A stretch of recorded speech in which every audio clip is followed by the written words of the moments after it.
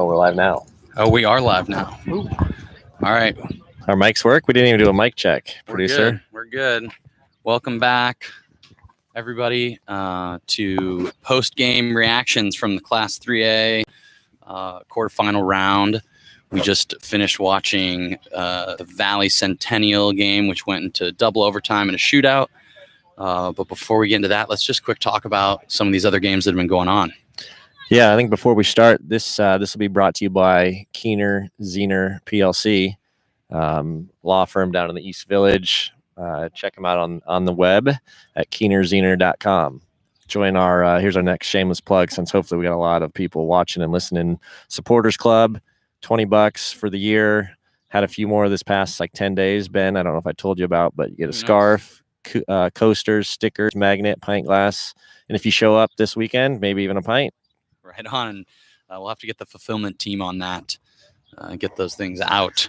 So Iowa City West, should we start there? Yeah, let's. That was one of the games that we couldn't see, but they were on the stadium field. Sounded like it was a pretty straightforward game, didn't it? Yeah, 5-1 Trojans. Brad Stiles continuing his magic. Yeah, and we had some little inside information from some of our Eastern Iowa agents, and they said that Iowa City West is actually missing at least one of their kind of core players. So even without that player, still able to kind of dominate and move on to the second round. And it brings up some questions that everybody complained about the west side of the state getting a automatic bid, basically, or allotted a bid, and Sioux City West unfortunately didn't do much to help their case over for all the Western Iowa schools. Although they did score first, so we'll give them that. There you go. So then just next field over on field 8 was the game we took in, and that's who the winner of that game was going to take on Iowa City West. So it looks like we're going to have a tough challenge for my Valley Tigers in the next round after they barely hung on there against the Centennial Jags. So maybe now's a good time to introduce the Titan Tactician. Shaggy, what'd you think?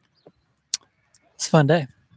Yeah, lots of, like we mentioned before, just a ton of fans out here, great atmosphere. The game I actually watched the most of, what do you want? Which game did you watch?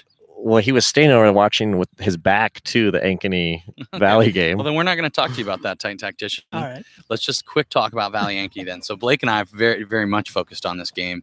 I think that kind of the big storyline, probably first missed penalty in the first half, saved by Centennial goalkeeper. What was his name, Blake? Stockwell. Jonathan Stockwell, who was the hero of the sub-state final win against Waukee, and then was really, really good this evening as well. Probably still potentially one of the men of the match, but ultimately wasn't able to. He was able to stop the penalty in regular time, but didn't kind of pan out in the end. But so second half, what'd you think, Blake? He gave me a one. Jaron Obia missed the penalty. Yes. And then I don't know if you want to jump super far ahead, but he scored in the shootout. But in the second half, I mean, Valley, the longer the game went on, Valley came a little bit more into the game, and Centennial was really, I thought, dangerous early at the very beginning. Ty Duax, freshman, played on the left side, and they went after Valley's right back, and Duax had a lot of success. And then I'm not sure if he got subbed off or what, but as the game wore on, he got out of there. And then in the second half, he kind of played back in the middle of kind of as an attacking player down the middle of the field.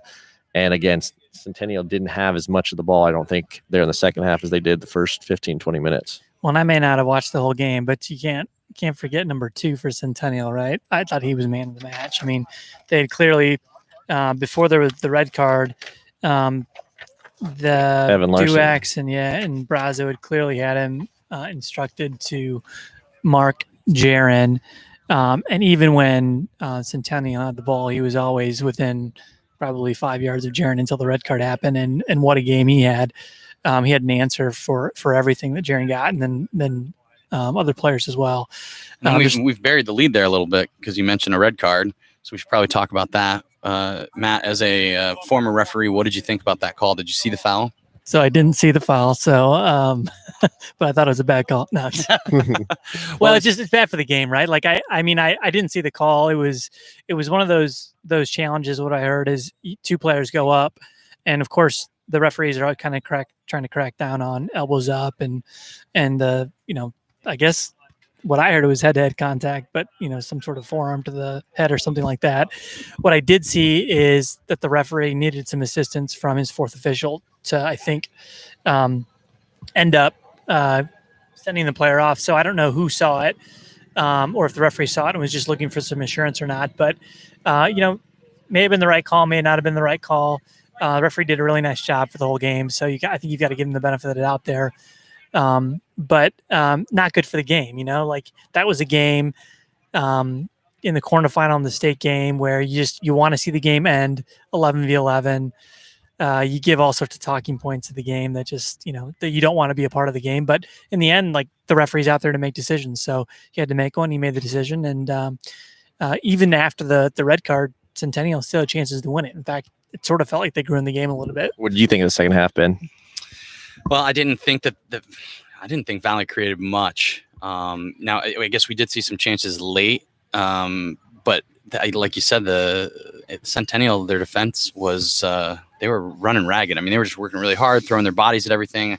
You see so many slide tackles that you probably don't see on the turf because we're playing on grass. So I don't know. I thought it was good, but I was disappointed in the referee piece too, just because I think it sort of cheapens the game a little bit and gives Valley a little bit of an edge where maybe maybe you just give him a yellow card and see what happens.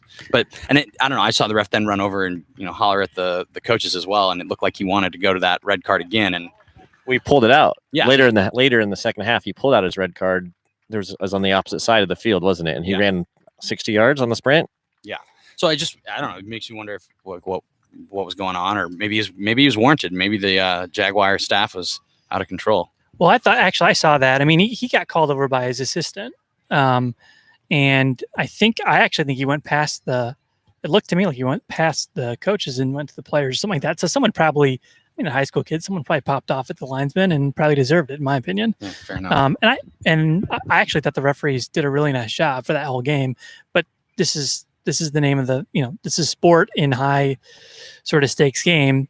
A big call makes a big difference, and so I don't think it's fault one way or the other. I just think it's reality. It's interesting because I thought Centennial actually had more of the play after that. At least they created better chances after they got sent off. Yeah. Well, so then we go to the shootout. You mentioned Jaron Obia stepping up after missing in regulation and then scoring his as the first shooter for Valley. But then the big sort of the tables turn there, and Valley goalkeeper coming up with some big saves, right? Yeah, I mean, I would agree. I think he probably is the difference in the penalty shootout. What was the Valley keeper's name? I mean, if we go by the roster, he wore 00. So the roster only lists a 0, but Adric Fadelson.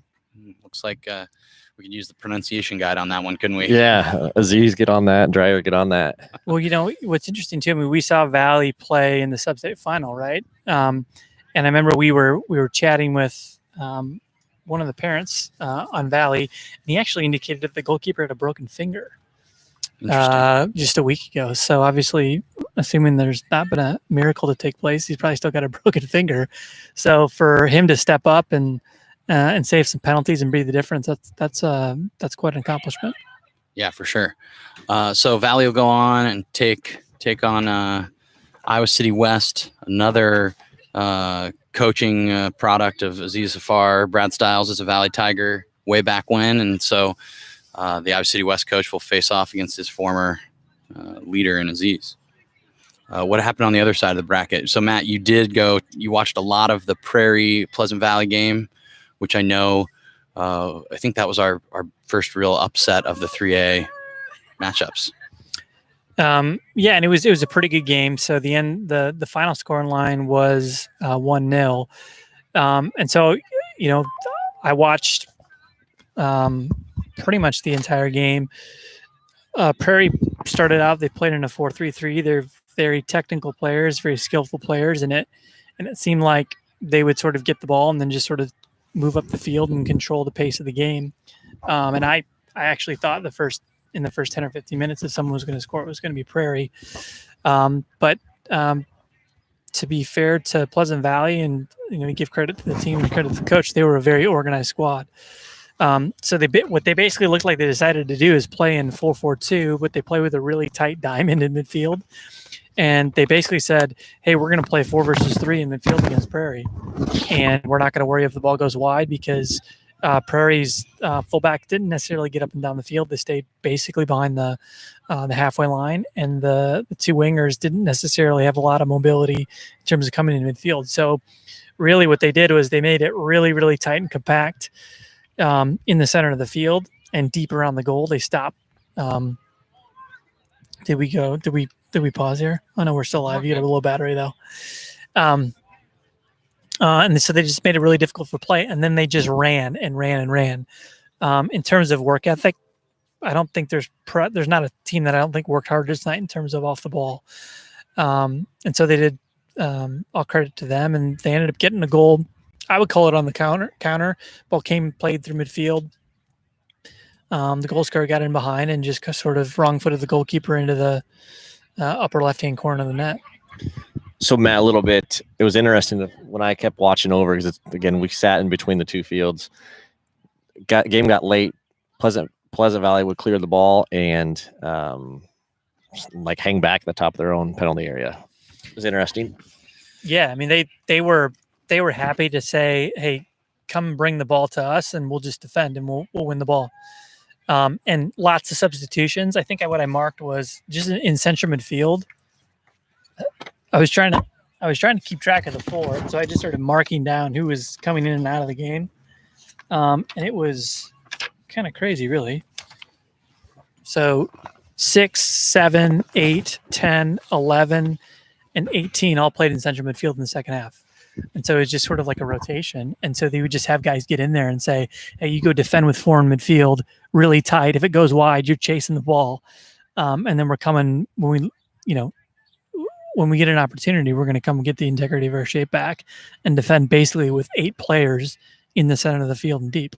And it worked. Well, it sounds like then they're going to pose an interesting problem for the winner of that last game, which was Johnston, who kind of, as Blake said earlier, smashed Cedar Falls. We looked over at one point, it was 1-0. And then real quickly after that, it was 3, 4, 5, 6. And I think that's how it ended. So I think I would say that those two top-ranked teams, that Iowa City West and the Johnston Dragons, probably are making a case for themselves as the favorites right now. Yeah, well, if I was Coach Roselle and I was scouting the opposition there, what I would do, I think, is I would play in 3-5-2 against those guys.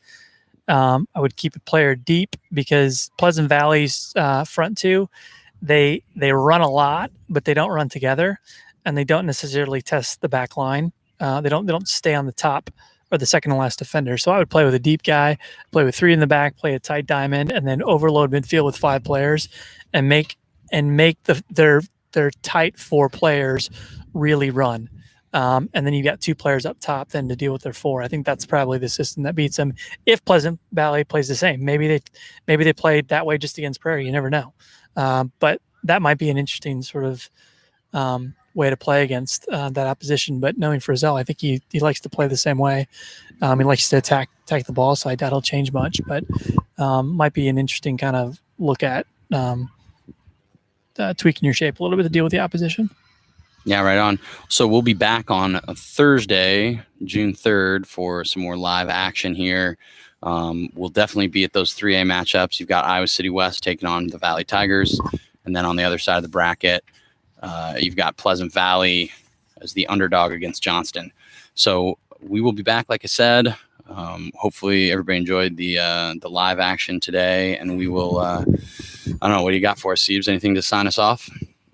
Keep an eye on the Drags. I called it over 3.5. I love it. Well, maybe we'll get to see a little Dragons Tigers final, and that would be some comedy. I mean, part of the I mean, I don't know if it's a problem, but we clearly have some bias on the panel here this week. I mean, I like to think it's going to be a debate what game we watch because we didn't talk about that in the semifinals. They're on the stadium field and then on 6. Yeah. So you can't do both at the same time. I mean, I'd like to think we're like an unbiased, media organization, but we got, a Valley fan criticizing the referees. I guess against Valley though, but and we got, Blake signing off going, cheering for the Dragons. So I don't know what to think here. Well, that's why we're here. State tournament's fun time. And so Maybe our biases will show a little bit, but we'll just maybe they'll both lose, and we'll see Iowa City West play Pleasant Valley in the final, and we won't have anything to talk about. So, all right, well, let's sign off. Thanks for joining us. Cheers.